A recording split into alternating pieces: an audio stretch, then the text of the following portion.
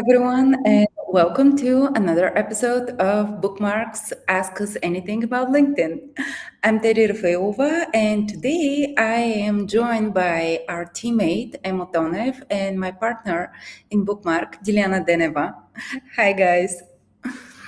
As usual, we are here to bring you both news and knowledge from the professional network and also to answer all of your questions. You can leave us a comment and get your answer during this live, or you can always connect with us and the Bookmark team on LinkedIn.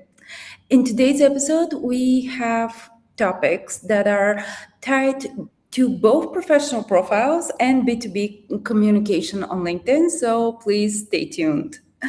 Now, this past month has been an incredible success for a lot of our partners and therefore for us, of course. But the month of June is shaping up to be even better as we have some exciting new projects featuring our team members. So, without further ado, Emo, you, in particular, have an upcoming surprise that, in my humble opinion, will reshape the way we see our profiles on LinkedIn. What can you share us, and of course, with the audience so far? Hello, and depending on the location you're currently, I believe good morning or good afternoon, probably for some of the listeners. It's great to be back at the Ask Us Anything, not as a moderator, even though I will be doing both of the tasks today, but as a speaker as well. To be honest, I missed it just a bit. Um, what can I say about the surprise? As Teddy mentioned it. It's something that I have been developing for the past 6 months, and it derived as an idea from a problem that I have found myself, from a problem that I have um, detected throughout the conversation I'm having with people, with LinkedIn users, especially throughout everything that people stumble upon when they're doing content on LinkedIn, analyzing their data, and basically um, spending their time on the platform. So this new idea is something that I'm not quite sure about reshaping the way we use LinkedIn, but definitely reshaping the way we spend time on LinkedIn, as it will give further insights on the users themselves. I cannot say a lot about the general idea and the general project, as it's still in a phase of testing. It's not beta testing; it's already developed, but we're just validating it with the team I'm working with. Teddy and Didi has already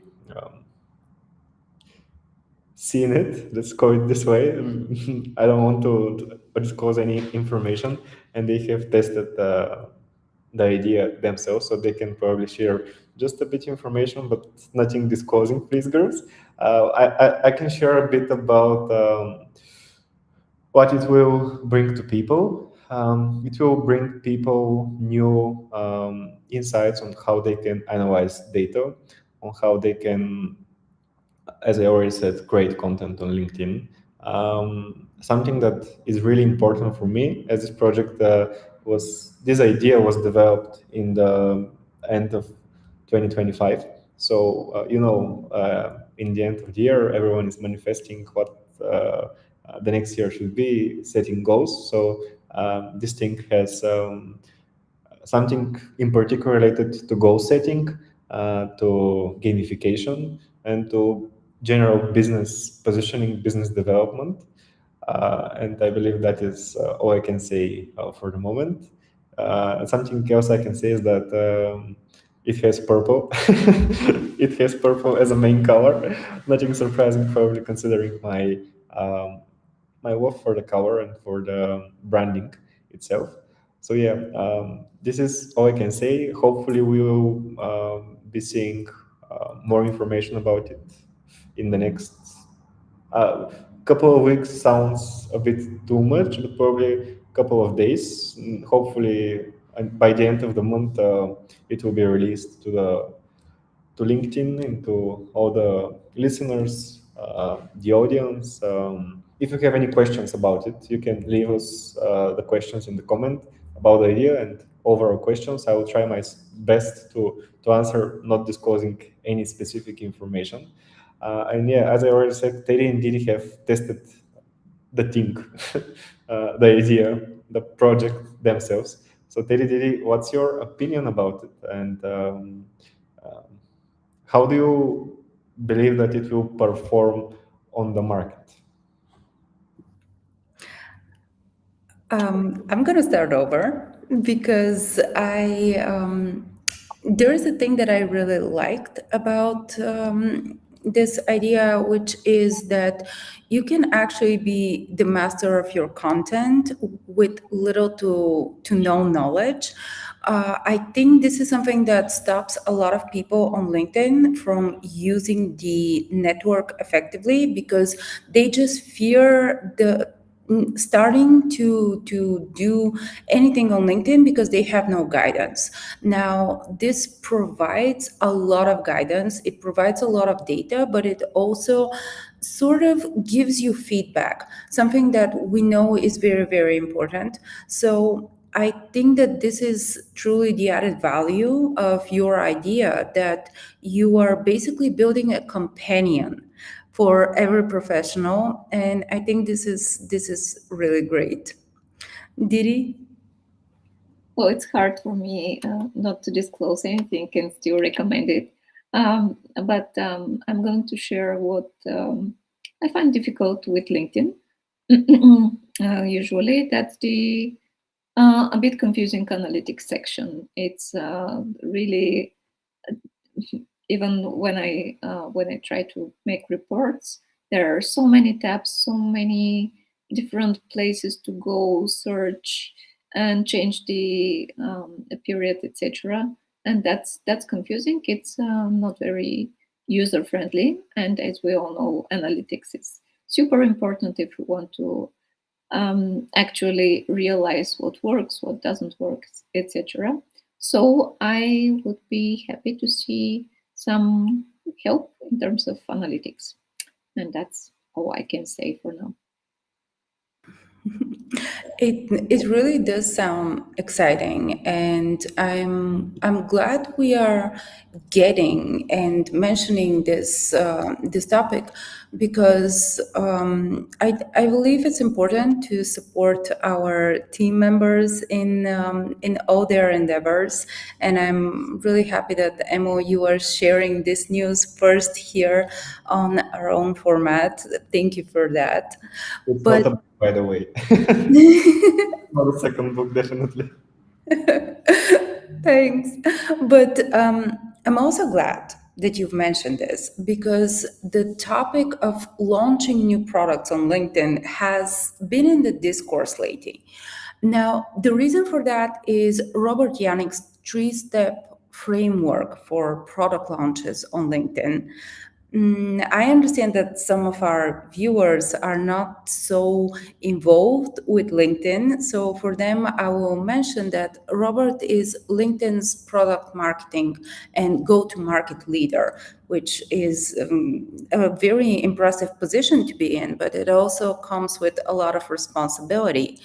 Now, he created this article where he outlined that launch day can introduce a product to the market, but adoption rarely happens fast. Now, we know that as B2B marketers, we know that it takes a lot of consideration for people to actually commit to a new product. Now, what was very interesting for me to read was that the average B2B buying journey, as he outlines it, can span 211 days. That's almost a year. And it can also involve 10 to 11 stakeholders, which, come to think of it, is a lot of people to convince, and it's a long time to build. So therefore we need to have a strategy, not just for the launch day, but also for the whole process. Now, in his guide, he outlines, well, three steps, as the name indicates, but the guide itself is quite simple, yet it's very hard to execute. Simply said, you need to build, as a first step, on early intent and market awareness. And he says that you can do this with sponsored content, with video content. We usually advise our partners to start building their reputation as they are still building their product, because, well, we all love a successful story. And also, if you have built up your audience before you approach that audience and tell them, oh, I have this great product, they already will be aware that you yourself are a great team. As a second thing that Robert mentions, he goes to launch day, and he says that when launching, you need to command the attention at the right moment. But not just that, he notifies that amplifying trusted voices is incredibly important for any brand. Here he is highlighting the usage of thought leader ads. And this is something we have talked in length in previous episodes, because this is something that we often advise our own partners to use. Now, I would like to bring here Didi, because she is our resident thought leaders at Advocate. Didi, would you like to remind our audience about thought leader ads and how they actually can help one, how they function? Thanks, Teddy. As you said, we've already spoken about that, but it's never useless to remind our audience what it is about. Actually, that's a perfect way to gain visibility to your brand through the people who are actually working within the team of that organization. So, using the strong voices within your team can be just the perfect way to shed some light on the product, because, as we know, people trust people, not so much brands. So using those creators who already have strong network and have already gained trust is an opportunity that shouldn't be missed. I completely agree, and one of the things that I believe it's very important is to elevate those people in your team, in your community, who truly have knowledge and are willing to share it. Because as we are getting into everything that comes down to trust, and whether we trust more people who are writing on their own or people who are creating with AI, this topic is elevated more and more, because, well, we are people and we want to communicate in a very, well, let's say, a way that it feels genuinely honest for us. So yeah, thought leader ads and using trusted voices is definitely something that can, in my opinion, make or break a launch. But what comes next is probably something that interests me the most, and I'm really glad that in his framework, Robert actually did mention that, because he says that the third phase is to convert momentum into business outcomes. Now, he says something that we say as well, that can only be achieved using continuous communication. Now, he outlines targeted and specific messages with information about the product. This is something that we always recommend to our partners. Tell people about your product about the specifications of the product, and do not fear that maybe those specifications you might not be able to translate for people who are not formal with your topic of conversation. Now, building only hype because of the hype, and let's say, as Gen Z says, as for the vibes, that is not a good strategy. It's not even a strategy. We know this from our own experience, and we see it in the data that we are receiving from campaigns and our partners. Now, when we are launching B2B endeavors and products, we are always trying to increase the visibility. We're trying to reach new audience, but reaching new audience for the sake of having a lot of people reached is pointless. You need to reach the right people. And on LinkedIn, the good thing is that you can target your audience, and you, as Didi said, have a lot of data about the people that you are reaching. Now, I'm gonna go back to you, Didi, because you've been on the topic of the new in network and also out of network reach that LinkedIn introduced.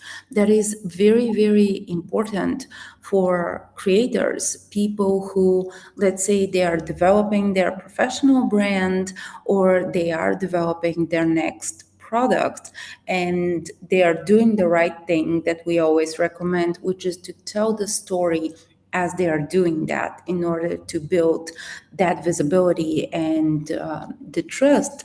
So, will you tell us more about this new metric that LinkedIn is giving us? Yeah, sure, Teddy. Thanks for that link. If you allow me, I would like to comment on your topic because interestingly, you said that interesting for you is the third phase.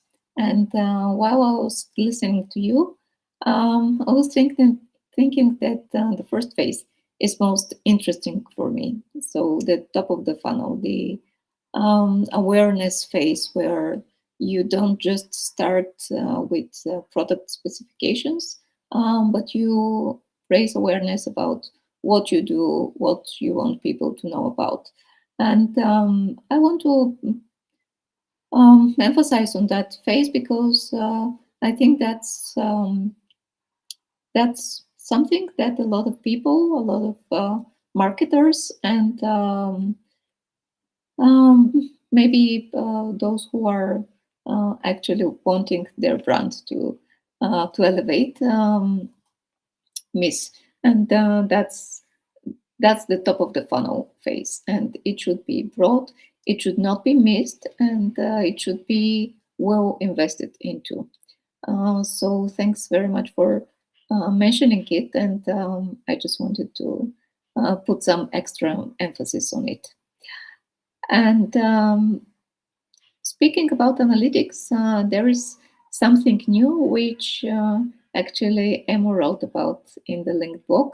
This is the place where we write about everything new about LinkedIn.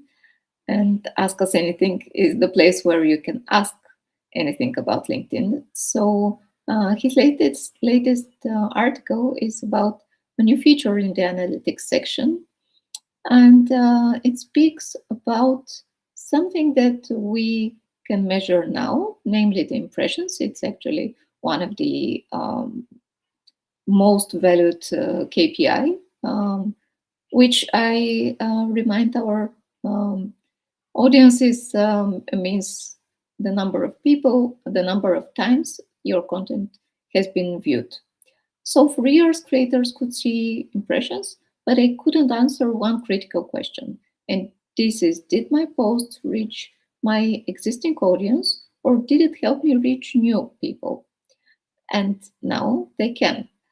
LinkedIn has introduced the new analytics breakdown showing in network reach and out network reach. The in network reach are the impressions from people who already follow you or are your connections. Whereas the out of network reach are the impressions from people who are not your connections, they don't know you, they don't follow you, and they have discovered your content through recommendations, search hashtags, and other distribution mechanisms. So, for example, if you have 50,000 impressions for a post, hopefully you have such. This can mean two very different things. This is great for nurturing your audience, your existing community, or this can be great for attracting new audiences. So far, we couldn't say which one of these happens without knowing actually what kind of audience we have attracted. And as you can imagine, these are two very, very different outcomes. And although we have the same number of impressions, that means two very different things. So we can say that the new metric helps to distinguish between two content roles. The one is the community content, and the other one is the growth content. And in terms of what we can include in these roles for the community content, which strengthens the relationship with your existing audience, with the people who already follow you, and from time to time they see your content. Content that can help maintain these relationships are, for example, company milestones, um, certifications, personal stories, team updates, industry opinions. These are things that will probably reach, they will grab the interest of people who know you. Whereas content that can help you grow and reach new audience could be, for example, catchy posts such that that become viral easily. They're full of insights, and they can be educational. In fact, some original insights, some data-driven analytics. These are things that can actually help you grow out of your existing network. So actually, what this means for the direction of LinkedIn is that it it shows us that it invests a lot in recommending your content to people outside of your network. They have invested a lot in AR, AI, and large language models. And we see that they work on that, not only community building, but growing. So it's interesting to see whether people will use it for actually moderating their content and according to their purposes, of course. And I'm very curious whether this will be useful to people. Emma, what do you think as the one who wrote the article about it? Thanks for that. Something probably we should focus on, just to make sure that everyone is on the same page as us. If we look at the example, it was first given by one of the, I believe, product developers of LinkedIn. On the In the article we have written, and on the currently screen you can see that the post you're currently viewing has generated a bit more than 6,000 impressions, which means that the post has been seen 6,700 times by 8,500 members.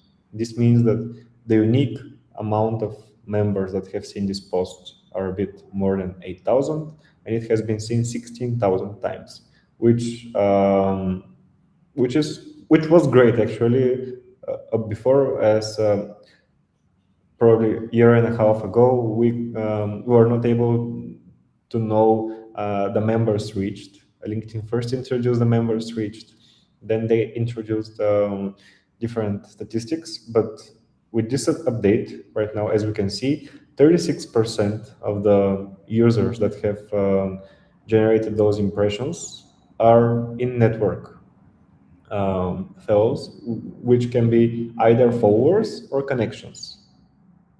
Here it's really important to remember that people who are not connected to you can still follow you, and they are still counted as in network.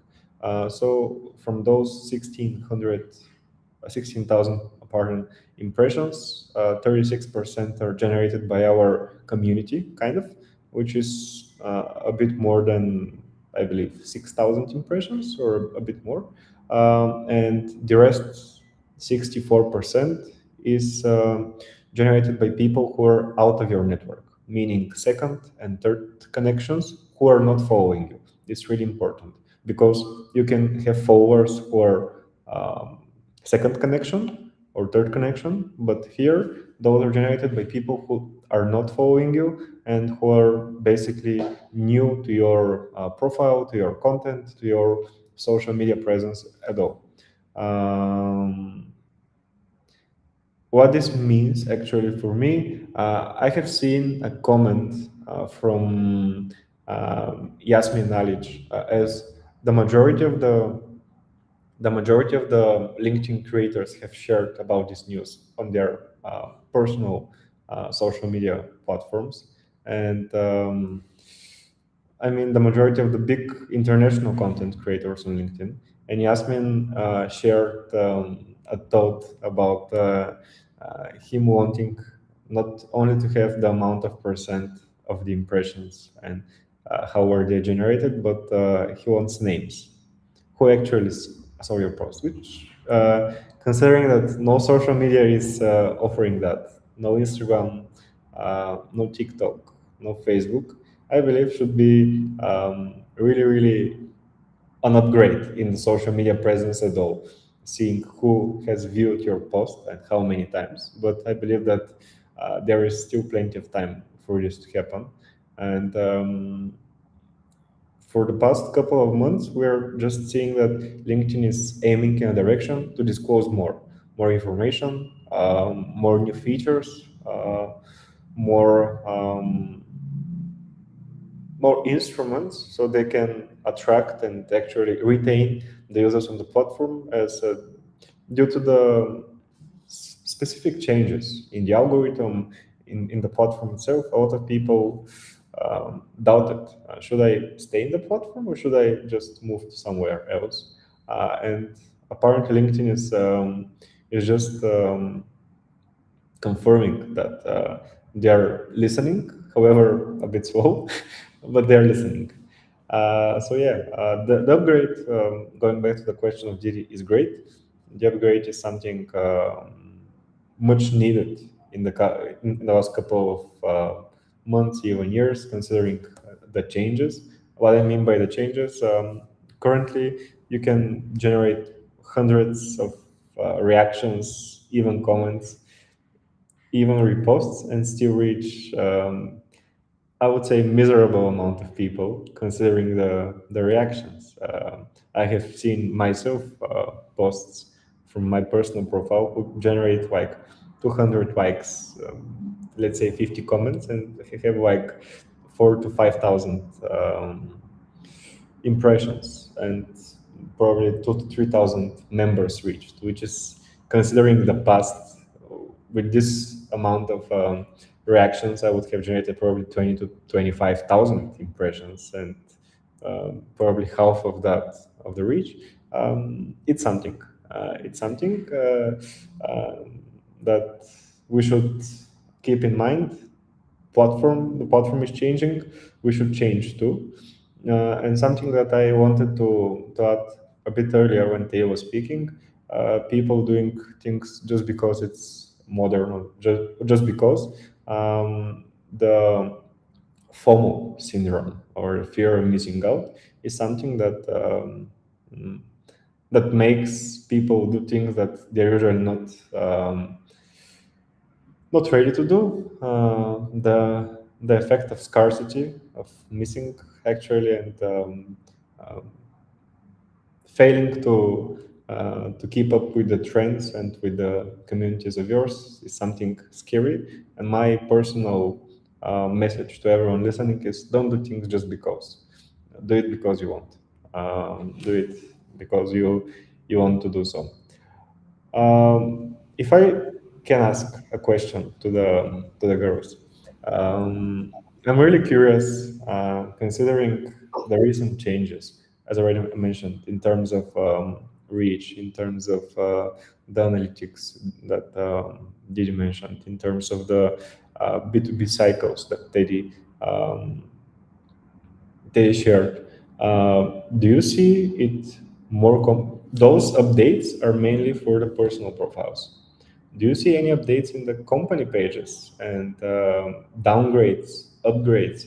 Do you actually see anything that should be or can be improved? Um, just something else, something quest, and I'm giving the floor to you. Something that was very recent was the reducement of the amount of invitations that you can send to a company page from 250 to just 50 per month. Except if you pay for LinkedIn Premium, it gives you all the features of LinkedIn Premium, including 300 invitations per month, but yet you should pay. Something that was basically for free, now it's monetized. So, what do you want to see in the future from the LinkedIn pages, and do you believe that it will happen at some point? Did you?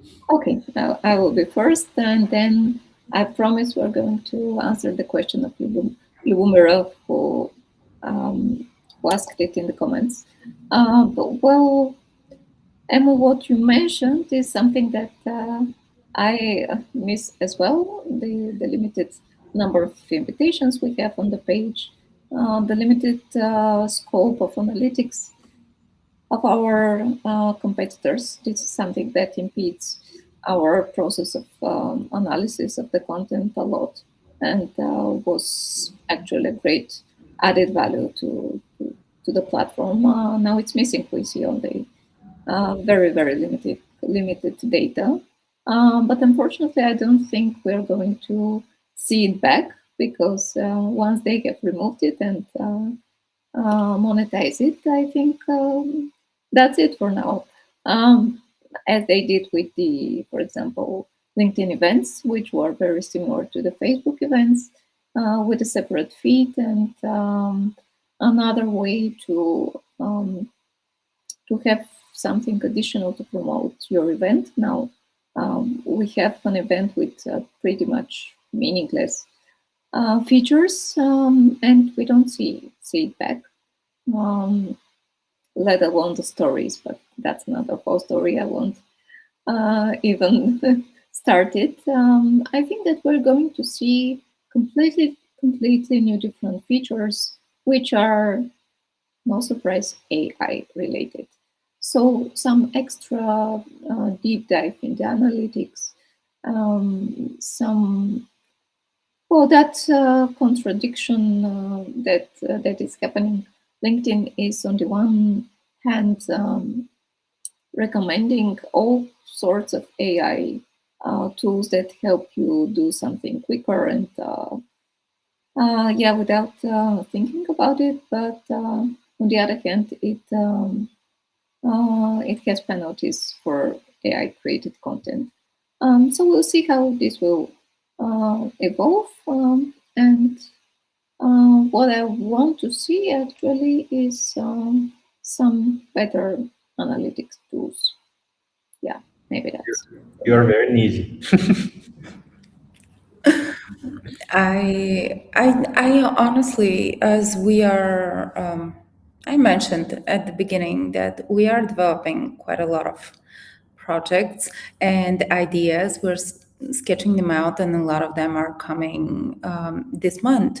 One of the things that we are doing with our partners that I think it's significant for companies and pages on LinkedIn is that we are always rejuvenating the content, especially when we are seeing the stagnation that comes from not using premium pages for all of our partners.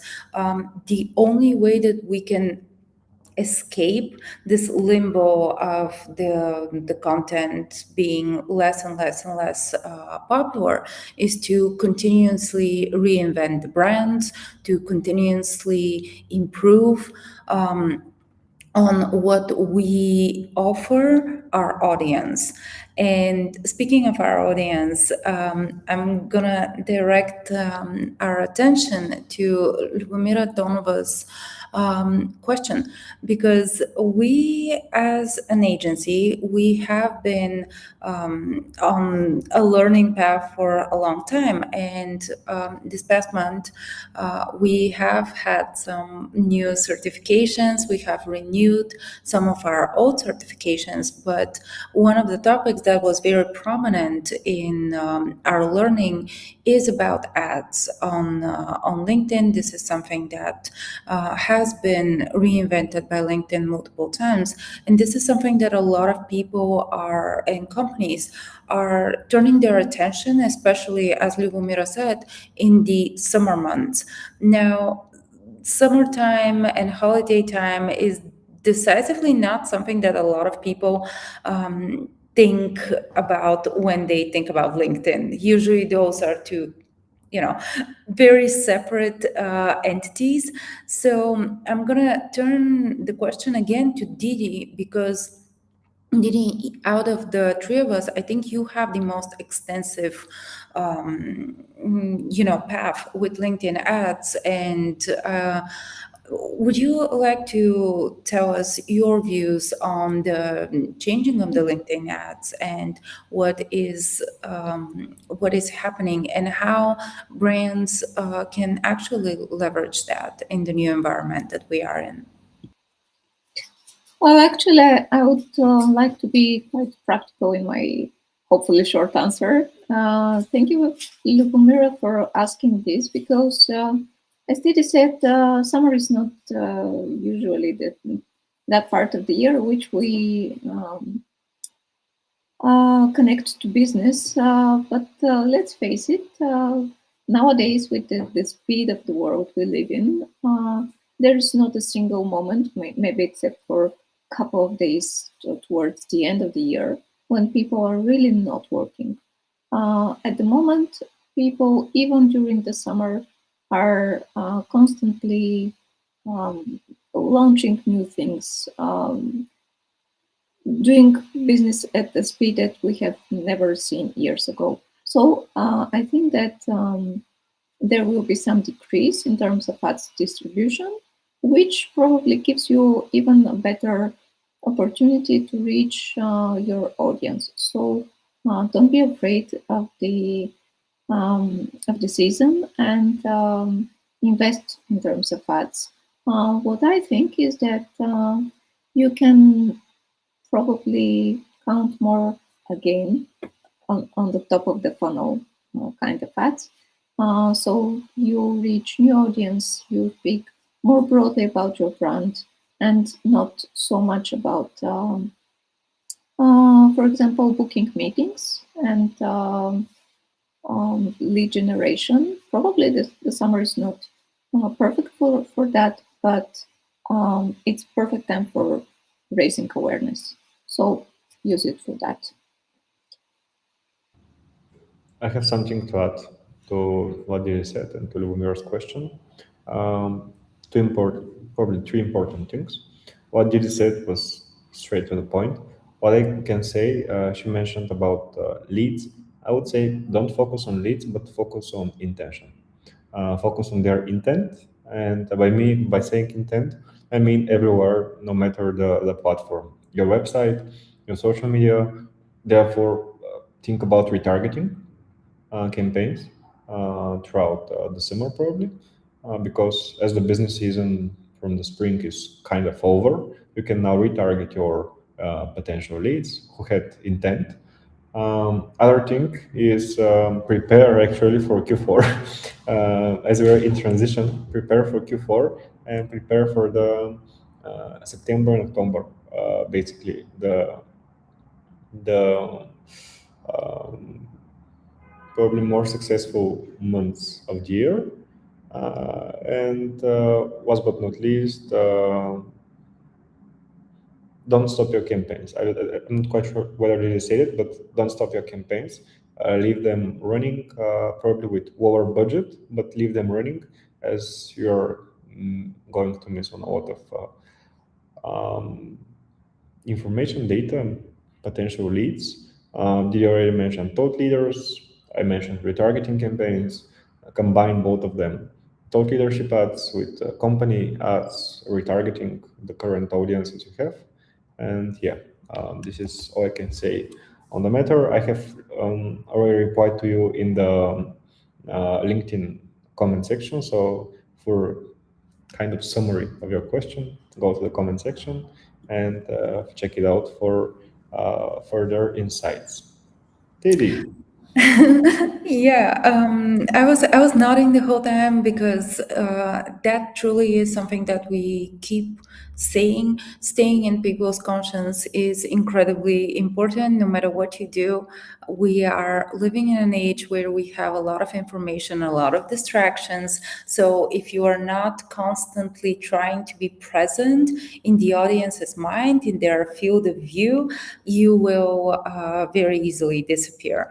This is something that we preach, but this is also something that we practice. So even if you have missed this episode, we will be uploading the audio in our podcast. You will be able to revisit the video on our LinkedIn page, and our amazing colleague Maria Nicole Kosova, she will be writing an article with the highlights from this episode, so you will be able to catch up on our conversations. Now, our next episode will be July 3rd. This is the first Friday of July. Hopefully, we will have some changes in the staff and people that are talking, because every person in our team has their specialty, and we have our own thoughts about LinkedIn and our knowledge, and also exciting things and projects to share. So thank you, Didi. Thank you, Emo, for joining me in today's episode. Thank you for everyone who has been with us live, for everyone who's probably spending their day with this podcast. And I will see you in the next one. bye. See ya. Thank you.